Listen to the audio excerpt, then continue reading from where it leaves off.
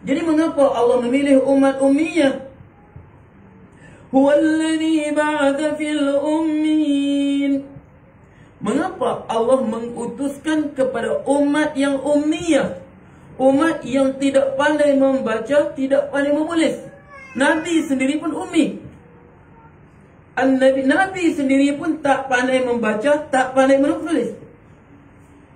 Mengapa Allah menjadikan umat yang pertama ini, umat yang pertama sekali menerima syariat ini, umat yang pertama yang menerima syariat ini, umat yang tidak pandai membaca, tak pandai menulis.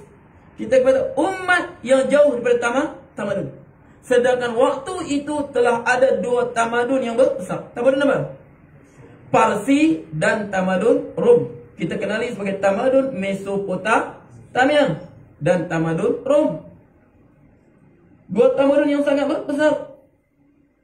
Nah, sampai sekarang kita boleh tengok tinggalan tamadun Parsi dan tamadun Rom. Allah pilih umat yang ummiyah, tidak pandai membaca, tidak pandai menulis. Apa hikmah? Mereka lah orang yang golongan pertama menerima syariat ini. Kenapa Allah jadikan orang yang pertama? Allah sebut, berapa kali Allah sebut? Huwallazi ba'atha fil ummiyin. Dialah yang mengutuskan kepada umat yang ummiyin, yang tidak pandai membaca dan tak pandai menulis. Sebab apa? Cuba dipikir, sebab apa? Apa hikmahnya? Apa hikmahnya Allah jadikan umat pertama ini menerima syariat, umat pertama yang menerima wahyu ini, Quran ini, adalah umat yang jauh daripada tamadun, yang tidak pandai membaca, tidak pandai menulis. Apa hikmahnya? Sebab bukan Allah buat saja-saja. Mengapa? Sebab Rasul sebut dalam sebuah hadis, Nahnu ummatun ummiyah. Nahnu ummatun ummiyah. Kita ni umat yang ummiyah, yang tidak pandai membaca, tidak pandai menulis. Al-syahru, Rasul sebut al-syahru, sebulan pada kita, hakadha wa hakadha wa hakadha. Berapa? Hakadha, hakadha wa hakadha. Berapa? 30 hari. Hakadha wa hakadha wa hakadha.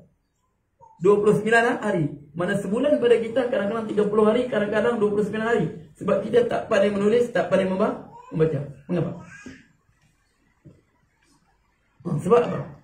Mengapa Allah jadikan umat pertama menerima syariat ini umat ummiyah, tidak pandai membaca, tak pandai menulis? Sebab apa? Sebab tidak ada lagi hujah kepada orang yang datang selepasnya, selepas mereka, yang pandai menulis, pandai membaca, belajar sampai ke universiti, belajar sampai ke BA, Master, PhD, buat bodoh lagi hukum syariat. Aku tak faham lah hukum ni, aku tak faham. Orang Arab boleh faham, kau tiba-tiba kau tak faham. Sebab tu Allah jadikan umat pertama yang terima ini umat yang ummiyah, tidak pandai membaca, tidak pandai menulis. Sebab apa? Supaya tidak ada lagi hujah kata Islam ini tidak boleh difahami. Mengapa mereka boleh faham? Sedangkan mereka mereka faham, mereka boleh sebarkan Islam. Sedangkan mereka umat yang tidak kenal kertas, tidak kenal apa? Tulisan, tak kenal buku. Jadi supaya apa? Supaya kalaulah mereka ini mampu memahami syariat, mampu mengamalkan syariat, tiba-tiba datang dalam keadaan sekarang kita tak boleh, suasana kita tak boleh laksanakan syariat, ramai orang tak faham lagi. Tak boleh laksanakan hukum hudud, ramai orang tak faham. La haula wala, tak faham. Kau belajar sampai universiti tak faham. Orang Arab yang tak pandai menulis, tak pandai baca boleh faham hukum tu. Kau cakap kita tak boleh sebab masyarakat tak faham. Masyarakat tak faham. Allah bagi umat pertama, umat apa? Yang tidak pandai membaca, tak pandai menulis. Jelas tu. Sebab apa? Untuk jadi. Dan kemudian wa yuzakihim, mencerdikkan mereka. Sebab tu Asalnya umat penggembala unta. Setengah mereka penggembala unta, setengah mereka penggembala kambing, setengah mereka pedagang, setengah mereka lanun padang pasir. Lanun, kerja mereka rompak jadi padang pasir itu. Itu pekerjaan mereka. Itulah pekerjaan mereka. Setengah mereka yang mulia sikit pedagang. Ada setengah penggembala unta, ada setengah penggembala kambing, ada setengah apa? Lanun padang pasir. Tapi tengok, apabila Allah berikan Quran pada mereka, bagaimana Quran ini mencerdikkan mereka. Sewaktu apa? Contoh apa? Rib'i bin Amir. Sewaktu dia berhadapan dengan Rustam, panglima perang tentera Parsi. Terus dia masuk. Rib'i bin Amir, tentera biasa, bukan panglima ya, tentera biasa. Dia masuk ke dalam kemah Rustam. Dia tengok Rustam duduk atas kursi, orang dia duduk bawah. Orang dia duduk bawah kan? Hormat dia sebagai dia pembesar. Rib'i bin Amir, dia masuk dengan kaldai-kaldai dia sekali. Dia masuk dengan kaldai-kaldainya sekali. Dia tengok ada tiang kemah tu, dia tambat di situ. Terus marah. Kamu jemput aku. Bukan aku saja saya datang, kamu jemput aku, jadi kamu layan aku. Ini tak ada tempat, aku nak tambat kaldai aku tambat sini. Dia tengok. Jadi sekarang Rustam tanya dia. Siapa kamu? Siapa kamu sebenarnya? Selama ni yang kami sedar, musuh kami ini, yang lawan kami ini, yang saingan kami ini, siapa? Saingan kami Rom saja. Sebab Allah Subhanahu Quran kan Alif Lam Mim ghulibatir Rum fi adna al-ard wa hum min ba'di ghalmin sayaghlibun fi bid'i sinin. Okey, fi adna al-ard. Peperangan antara Rom dengan Parsi, kerajaan tamadun Mesopotamia dengan kerajaan Rom. Berulang alik kemenangan antara mereka berdua. Yang cerita tu ghulibatir Rom telah ditewaskan. Di mana? Fi al-ardi, di bumi yang paling rendah. Sebab kita umat Islam, dulu lagi kita tahu di atas muka bumi ini tempat mana paling rendah? Di bawah paras laut. Di mana? Al-Quran sebut sudah. Quran telah sebut. Sebab tu kita umat Islam telah tahu tempat yang paling rendah berada di bawah paras laut. Di mana? Laut Mati, tempat berlaku peperangan Rom dengan Parsi. Allah sebut fi adnal ard wa hum min ba'di ghalabihim sayaghlibun. Di bumi yang paling rendah. Di mana? Di Laut Mati. Tak rendah macam mana? Diterbalikkan sudah oleh Jibril. Laut Mati, kawasan tu paling rendah di atas muka bumi ini. Jadi dia kata Allahu ba'tasa'ana, Allah lah yang memutuskan kami. Siapa kami? Allah mengutus kami. Untuk apa? Liyukhrijan nas min zulumatil adyan ila adlil Islam wa min ibadatil ibad ila ibadati rabbil ibad. Jawapan tentera biasa yang mengejutkan Rustam. Allahu ta'ala, kami Allah yang utuskan kami. Untuk apa? Liyukhrijan nas, untuk mengeluarkan umat manusia, bukan kamu saja, bukan Parsi saja, semua Rom, Parsi, semua sekali. Liyukhrijan nas minadh dhulumatil adyan, daripada minjuril adyan ila adil Islam, kezaliman agama-agama lain kepada keadilan Islam. Perkataan dia kedua, wa min ibadatil ibad ila ibadati rabbil ibad, daripada manusia ini saling mengabdikan antara satu sama lain. Makna manusia golongan pemimpin melayan rakyat dia bagaikan hamba. Peraturan dia nak buat macam peraturan dia buatlah. Ikut suka dia. Dia nak wajibkan ini, dia wajibkan ini. Dia nak tak mau wajibkan, dia tak mau wajibkan. Ikut suka dia. Islam bukan begitu. Islam wa min ibadatil ibad ila ibadati rabbil ibad. Sebab syariat kami satu. Syariat yang diperintah oleh Tuhan. Yang mana? Yang memerintah, yang diperintah, semuanya tunduk dalam satu sistem ni. Tidak ada istilah apa? Golongan kaya dalam Islam ni. Jadi situ saling pandang memandang pembesar Rostam pada sebut begitu. Pada sebut begitu, pembesar Rostam masing-masing paling satu sama lain. Apa dia sebut? Wa min ibadatil ibad ila ibad rabbil ibad. Kami bukan golongan yang sebagian menghambakan sebagian yang lain. Golongan pemimpin melayan bawahan dia, ikut kehendak hatinya. Tapi semuanya wa min ibadatil ibad ila ibadati rabbil ibad. Semua kita ini di bawah satu sistem saja. Yang memutuskan antara kita hanya Allah yang menciptakan sekalian alam. Sebab apa? Sinna wa yuzakkihim, mencerdikkan mereka. Asalnya seorang penggembala unta, penggembala kambing berhadapan dengan sebuah pemimpin sebuah tamadun, terdiam mereka. Sebab apa? Datang Islam wa yuzakkihim, untuk menjadikan mereka cerdik. Begitu juga suatu Rasulullah sallallahu alaihi wasallam selepas perjanjian Hudaybiyah. Selepas perjanjian Hudaybiyah, waktu itu tahun berdamai, tak ada peperangan. Rasulullah pun waktu itu dia tulis surat. Ini cara dakwah Rasulullah kan, banyak cara dakwah Rasulullah. Dia hantar sahabat, dia berdakwah, dia dakwah dengan surat.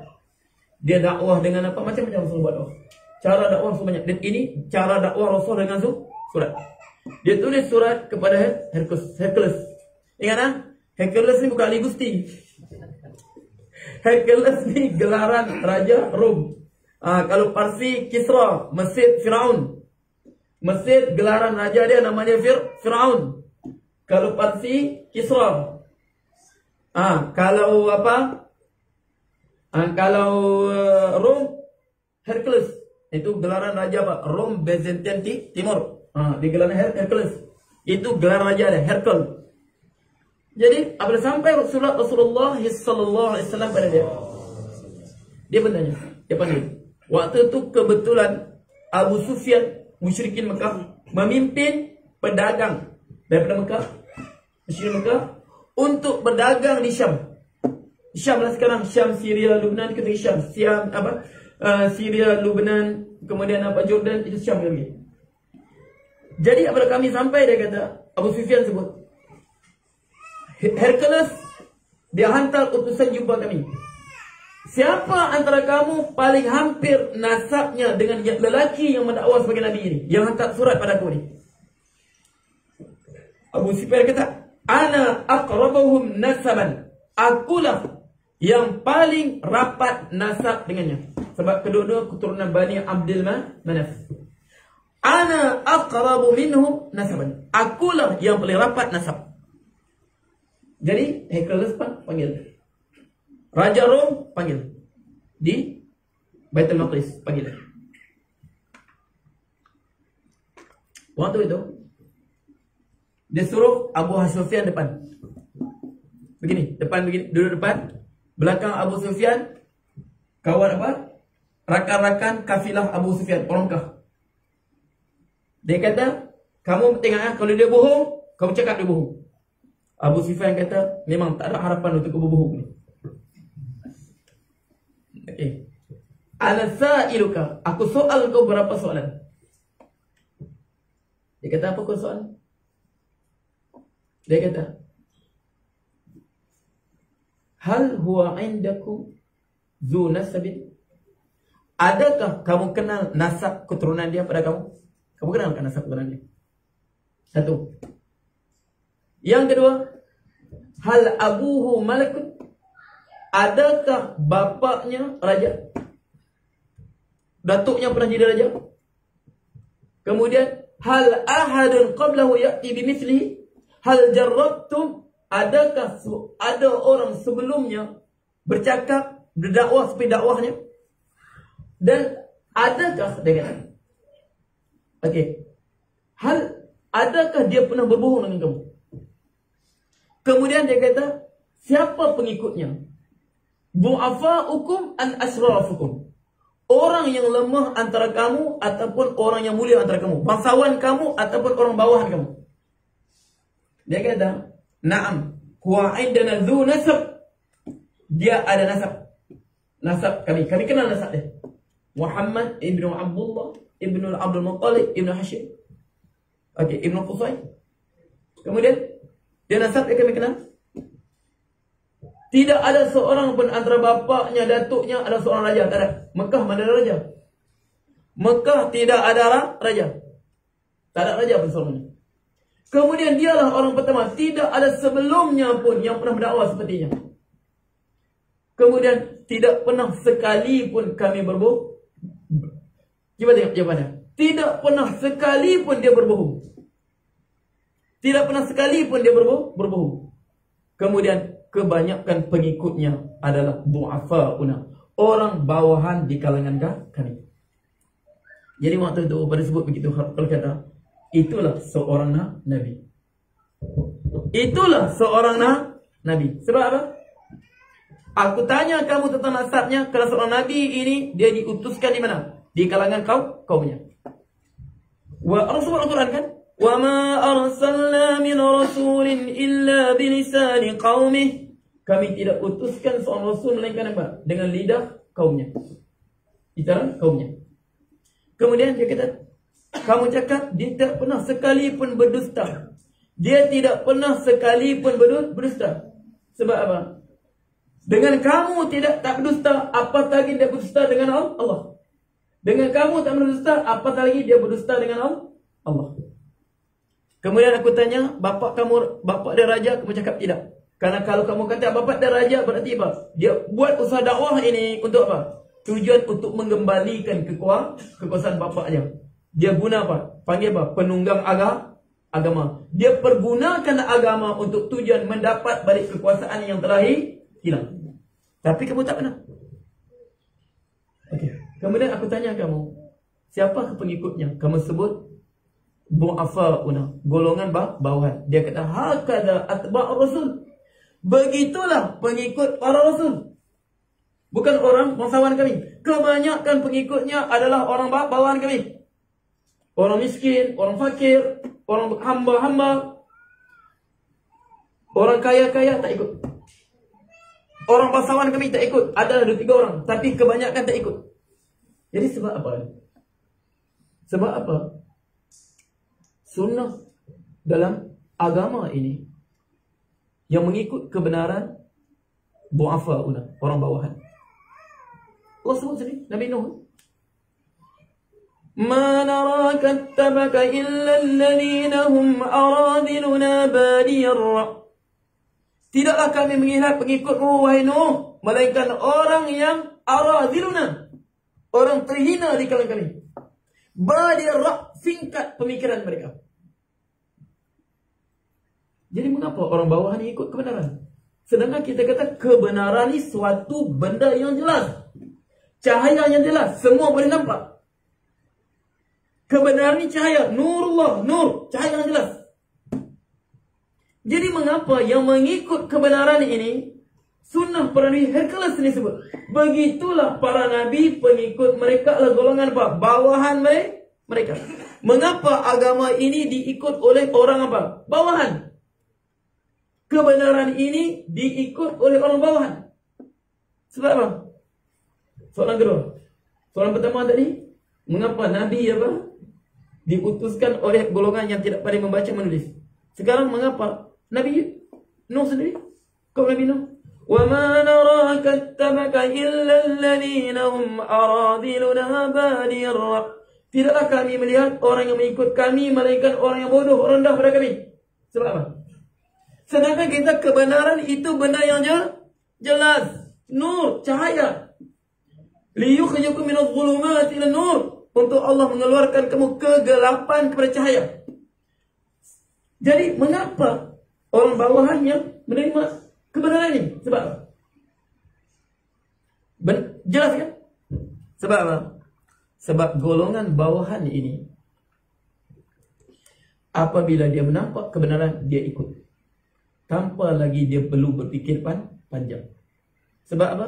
Sebab dia tidak ada apa-apa kepentingan yang perlu dia pertahankan. Benarlah. Ada apa juga. Tapi al-ashraf wal fudala, orang mulia, golongan bangsawan,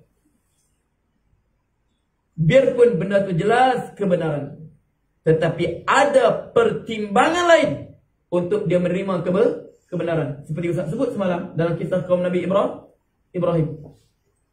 Hati mereka telah menerima kebenaran. Okey. Farajau ila anfusihim faqalu innakum antumul zalimun. Nabi Ibrahim bagi hujah, mereka apa? Balik pada diri mereka. Kamu yang zalim. Betul Ibrahim. Jelas hujah dia pada kamu.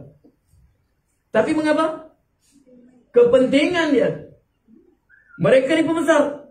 Adakah mereka merela melepaskan kebesaran mereka untuk apa? Nabi Ibrahim. Bagi mereka itu satu kehinaan. Sebab banyak pertimbangan mereka perlu pertimbangkan apabila berhadapan dengan kebenaran. Macam-macam. Yang pangkatnya, sanggupkah? Kalau aku terima kebenaran ni, terpaksa aku gadaikan pangkat aku. Yang kekayaan, mungkin akan hilang kekayaan aku. Tapi orang, وَمَا نَرَاكَ اتَّبَعَكَ إِلَّا الَّذِينَ هُمْ أَرَاذِلُنَا بَادِي الرَّأْيِ. Benarlah. Dalam hidupku lagi, kalaulah kebenaran aku tak baik ikut, apa lagi ada pada aku? Tidak ada apa-apa kepentingan yang perlu dipertahankan. Sebab tu, Ekulah jawab, وَهَكَذَا أَتْبَعُ الرُّسُولِ. Begitulah pengikut para Rasul. Min du'afaihim. Daripada golongan du'afaihim, golongan bawahan mereka. Sebab golongan bawahan mereka apa? Dia tidak ada apa-apa kepentingan yang perlu dipertahankan. Faham tu? Sebab apa? Kalau ada kepentingan, ada pangkat, ada harta, ada ini, banyak pertimbangan yang perlu dia pertimbangkan untuk menerima kebenaran. Sebab tu, kalau orang biasa ni, kita tengok kan, satu sedap lah, kisah Imam Ahmad. Imam Ahmad, rahimahullah. Dia ingat kan? Imam Ahmad, dia anak murid Imam Syafi'i. Dan dia anak murid Imam Syafi'i, dia guru kepada Imam Bukhari. Cuma dia apa? Sebab setengah ulama' dia kata Imam Ahmad ni bukan min ahli fiqh. Setengah ulama' dia kata ahli fiqh. Dia adalah min ahli hadis. Wa laysa minal fuqaha, walakin minal muhaddisin. Dia bukan daripada ahli fiqh, tapi dia ahli hadis. Tapi itu setengah ulama'. Tapi jumhur ulama' kata Imam Ahmad sahibul fiqh. Dia juga ahli fiqh. Dia belajar apa? Dengan Imam Syafi'i, dan dia guru pada Imam Bukhari. Mereka ni muhaddis. Mereka ni golongan muhaddis. Sekarang ni apa? Sekarang ramai sangat muhaddis. Ramai mengaku muhaddis. Sikit-sikit bergaduh tentang hadis, sikit bergaduh hadis. Sebab ramai muhaddis. Sampai peringkat apa? Adakah hadis Rasulullah tak sampai pada kita? Boleh bergaduh benda tu. Adakah hadis Rasulullah tak sampai pada kita? Ada tak? Adakah hadis Rasulullah tak sampai pada kita? Ada tak? Apa benda hadis? Ma usnida ila Rasulillah sallallahu alaihi wasallam min qawlin aw fi'lin aw taqririn. Sesuatu disandarkan pada Rasulullah min qawlin, pada perkataan dia, aw fi'lin atau perbuatan dia, aw taqririn atau pengakuan dia. Ada tak ada? Ada? Siapa kata semua hadis Rasulullah sampai kita, dia berbohong. Ada hadis Rasulullah, perkataan Rasulullah tidak sampai pada kita. Betul Imam? Betul. Siapa kita tak betul, kita belajar hadis. Hadis Hudzaifah, Rasulullah rahsia sebut nama-nama munafik kepada dia, sampai pada kita kah? Kita kenal tak siapa munafik itu yang Rasulullah sebut pada Hudzaifah? Faham tak? Rasulullah dicerita kepada Hudzaifah nama-nama munafik. Hudzaifah penyimpan rahsia Rasulullah. Sehingga Umar sendiri pegang Hudzaifah. Adakah ni Rasulullah minhum? Rasulullah sebutkan nama aku kepada mereka. Sehingga Sayyidina Umar dia tengok dulu. Kalau Hudzaifah solat, orang meninggal, Hudzaifah solat, dia solat. Kalau Hudzaifah tak solat, dia tak solat. Sekarang, kalau dia kata semua hadis Rasulullah sampai pada kita, tolong bagi tahu nama-nama munafik yang Rasulullah sebut pada Hudzaifah pada kita. Boleh faham tu? Benda begitu pun boleh jadi kelang kabut. Benda begitu pun boleh jadi kelang kabut sudah. Semua hadis sampai.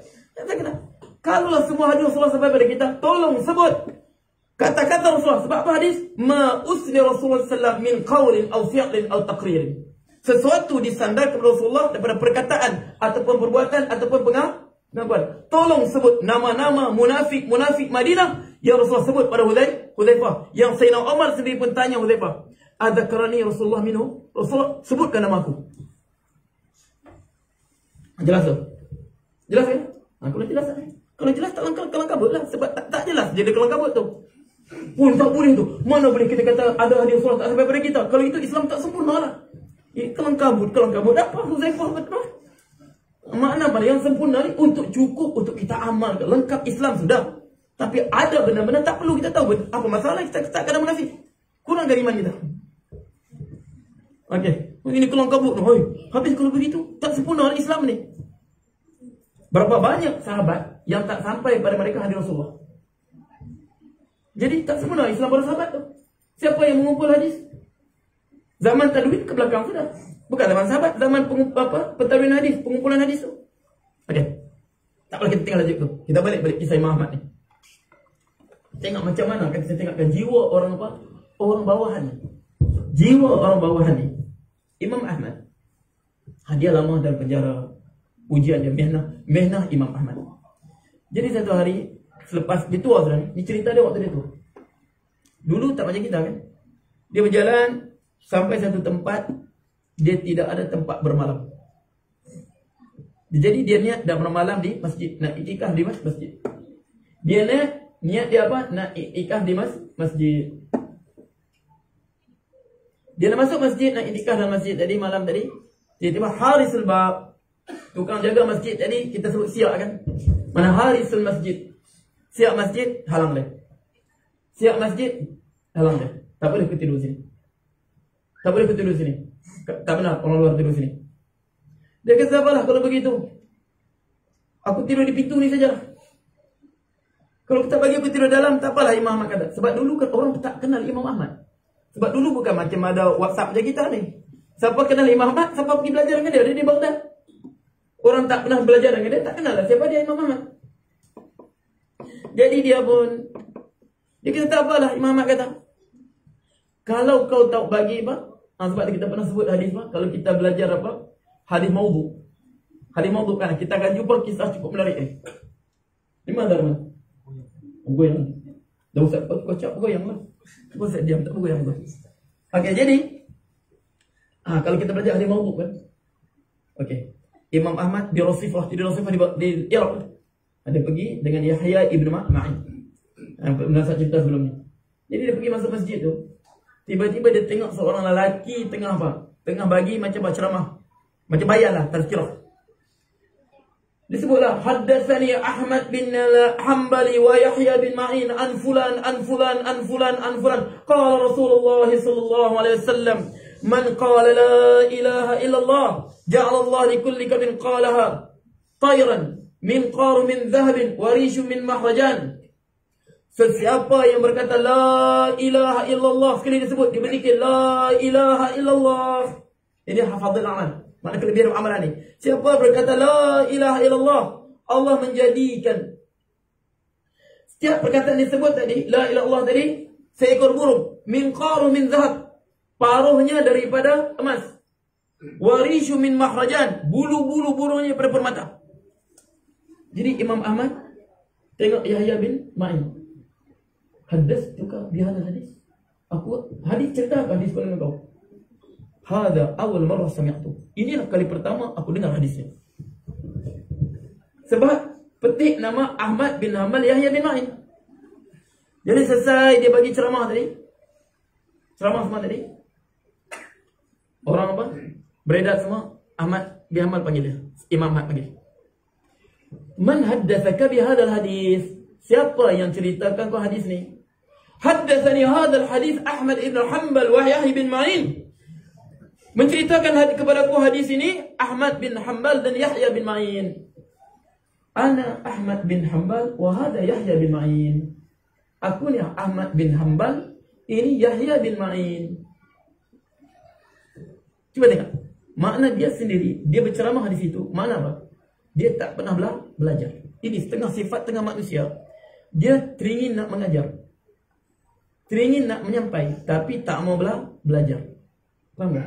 Dia teringin nak mengajar, teringin nak menyampai, baligh anni walau ayat, sampai ke satu ayat, tapi dia tak mau belajar. Jadi apabila tak mau belajar, bahasa Arab kata faqir syai' la yuqti. Orang yang tidak ada satu, apa dia nak bagi? Ilmu tak ada untuk disampaikan. Dia tak belajar tafsir, dia tak belajar hadis, tak belajar fiqh, tak belajar tasawuf. Jadi sampai apa? Bawalah cerita-cerita begitu. Jadi cerita, bawa cerita lah. Buatlah cerita supaya apa? Pengisian dia apa? Pengisian dia cerita. Tapi nasib dia malam. Bertemu betul dengan apa? Nasib dia tak baik hari itu. Bertemu betul dengan Yahya Ahmad bin Hanbal. Ana Ahmad bin Hanbal wa hadha bin. Sedangkan di Imam Bukhari daripada Uzbekistan boleh musafir pergi belajar dengan Imam bin Hanbal. Orang luar datang, sedangkan dia di Baghdad sendiri tak belajar. Nampak tu? Tapi teringin, ngam-ngam masih di malam. Bercerita lah orang dengar, oh dia subhanallah, la ilaha illallah, hebat. Tapi ana Ahmad bin Hanbal wa hadha Yahya bin Ma'in. Dia kata, ma haddasna bi hadzal hadis. Kami tak pernah pun riwayat hadis ni. Ya kan? Baru kata selama ni aku dengar Ahmad bin Hanbal Yahya bin Ma'in, dua orang tu bukan gila apa dua orang tu. Dia ingat dia dua orang tu saja ke Ahmad bin Hanbal Yahya bin Ma'in. 70 orang aku jumpa Ahmad bin Hanbal Yahya bin Ma'in. Tengok. Jahil, sombong lagi. Musibah apa lagi? Jahil, sombong. Tapi teringin apa? Nak menyampai. Jadi sini, makna mereka sendiri tak kenal. Jadi tak kenal. Orang penjaga masjid pun tak kenal. Kata itu Imam Ahmad. Dulu sebab tak ada apa? Tak ada WhatsApp. Ini Syekh Ustaz pernah cerita ya. Dia kata Imam Nawawi pernah sekali. Nampak tu Syekh? Berapa minit ni? Ha? Baru 2 minit. 2 minit lagi. Lepas tu sudah? Belum lagi Ustaz. Okey. Jadi Imam Nawawi dulu tak ada WhatsApp kan? Nampak muka kan? Imam Nawawi dia pergi ke Masjidil Haram. Masjidil Haram Imam Nawawi. Dia di Syam kan? Dia di Syria. Dia masuk Masjidil Haram, dia solat rakaatain tahiyatul masjid. Selesai solat, datang seorang lelaki. La yajuzu solat tahiyatul haram fil haram Makki. Fil haram. Tak boleh ya solat tahiyatul masjid dalam Masjidil Haram. Sebab dia kata awwalu syai' laysa tahiyatul masjid walakin tawaf. Tidak ada tahiyatul masjid dalam Masjidil Haram. Sebab apa? Masuk Masjidil Haram terus tawaf. Man qala hadhil kalam? Siapa bagi tahu aku bercakap ni? Hadha qala Nawawi. Imam Nawawi sebut benda tu. Terdiam dia. Dia terlupa. Imam Nawawi kan dia daripada Syam, daripada Syria. Dia sendiri pun terlupa kata apa? Kata dalam Masjid Haram terus tawaf sebab kebiasaan masuk masjid tahiyatul masjid. Dia masuk tahiyatul masjid, dia terlupa. Jadi tegur. Man qala hadha? Nawawi qala hadha. La yajuzu solat fi Masjidil Haram. Sebab apa? Anak murid Imam Nawawi belajar dengan dia di Syam, balik ke Mekah, belajar di Mekah. Jadi sebut Nawawi, sekarang Nawawi betul, dia sendiri pun tak kenal. Okey, jadi Imam Ahmad tak kenal. Jadi dia kata kalau begitu biarlah, aku tidurlah di depan pintu ni. Baringlah Imam Ahmad. Apalagi Imam Ahmad baring, penjaga ni apa? Penjaga ni geram melawan orang tua ni ya. Dia kata waktu dia tua sudah Imam Ahmad. Dia tarik kaki Imam Ahmad, dia seret. Dia seret kaki Imam Ahmad ni. Dia seret, limpas kedai apa kedai? Khabaz, inda Khabaz. Khabaz ni apa? Tukang roti yang buat roti tu kan. Dia orang Arab yang api tu kan, tukang roti tu. Tukang roti tengok kesian. Apa juga ditarik orang tua ni. Dia kata dia nak malam di masjid. Orang cakap jangan nak malam. Tak payahlah. Biarlah orang tua ni dengan aku lah. Tukang roti cakap, "Alu asyik ni dengan aku." Jadi tukang roti itu tariklah Imam Ahmad masuk rumah dia. Tak apalah malam ni kau bermalam rumah aku lah. Tak payahlah masjid orang tak bagi. Dia orang takut apa kau bagi kotor ke, biarlah dia. Jadi Imam Ahmad berehat rumah dia. Sambil dia apa? Dia bawa roti lah. Dia tak berhenti. Astaghfirullah. Bersifar terus. Jadi Imam Ahmad tanya. Sampai pagi kan? Aku tengok kau istighfar terus. Astagfirullah. Kenapa kau betul jaga istighfar ni? Dia kata, aku ni istighfar kan. Allah bagi banyak benda pada aku. Semua doa aku Allah makbul. Dengan aku istighfar ni, kata Nabi apa? Faqultu astaghfir Nabi Nuh. Faqultu astaghfir. Ya qaumi astaghfiru rabbakum. Wahai kaumku, minta ampun kepada Tuhan. Nah, suruhan para Nabi, kita minta keampunan kepada Tuhan. Aku istighfar, dia kata aku istighfar, astaghfirullah, astaghfirullah, astaghfirullah. Allah makbul doaku. Banyak makbul. Semua doa Allah makbul. Tengok, dia minta apa saja. Tukang roti juga. Makna apa dia nak? Dia kata cuma satu saja. Allah tak makbul doaku. Dia kata aku ni, apa doa aku yang Allah tak makbul lagi? Dia kata aku sebelum mati, aku nak tengok muka Imam Ahmad yang hebat tu. Dia diuji macam aku nak tengok muka dia sebelum aku mati. Cuba tengok Allah lagi. Ana Ahmad ibn Hanbal. Akulah Imam Ahmad. Terkejut dia. Tengok Allah ya. Sebab tu kita berdoa pada Allah, ingat ya. Ingat ya. Allah pasti makbulkan doa kita. Cuma ingat ya. Allah makbulkan dalam waktu dan bentuk yang dia kendaki, bukan kita kendaki. Orang kita orang apa? Biasa. Cita-cita dia bukan jadi kaya. Cita-cita dia apa? Dia kata satu lagi Allah belum makbul. Aku sebelum kau mati, aku nak tengok Imam Ahmad. Ana Ahmad ibn Hanbal. Bukan lagi tengok, bermalam di rumah dia lagi. Itu sebabnya janganlah doa kita ni orang bawahan. Itu jiwa mereka. Bukan dia doa nak kaya, doa apa? Di sesaat Allah belum makbul apa? Nak jumpa Imam Ahmad. Akhirnya Allah datangkan Imam Ahmad dalam bentuk apa? Dia pun tak sangka. Sebab tu kan kita doa pada Allah, ingat ya. Yakin. Ud'u Allah wa antum muqril ijabah. Kamu berdoa pada Allah, kamu yakinlah Allah akan jawab doa kamu. Wa qalu ud'uni astajib lakum. Tuhan kamu berkata, mintalah pada aku makbulkan. Cuma ingat ya, Allah makbulkan doa dalam bentuk dan masa yang dia kendaki, bukan dalam bentuk dan masa yang kita kendaki. Aqulu qawli hadha wa astaghfirullah li wa lakum wa billahi taufiq hidayah. Bismillahirrahmanirrahim. Alhamdulillahirabbil alamin, hamdan hamidin, hamdan syakirin, hamdan mazida. Ya Rabb, lakum sultanik. اللهم صل وسلم اللهم الحق حقا وارزقنا اتباعه والباطل باطلا وارزقنا اجتنابه ولا تجعل ملتبسا علينا فنضل وجه المتقين اماما.